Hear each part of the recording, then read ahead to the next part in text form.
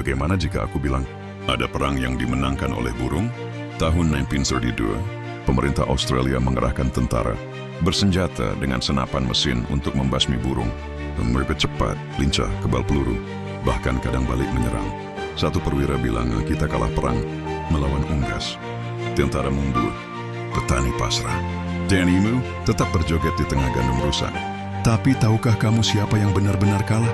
Bukan pemerintah, bukan tentara, tapi logika manusia yang mengira bisa taklukkan alam dengan peluru. Kadang yang berdiri gagah tak selalu menang.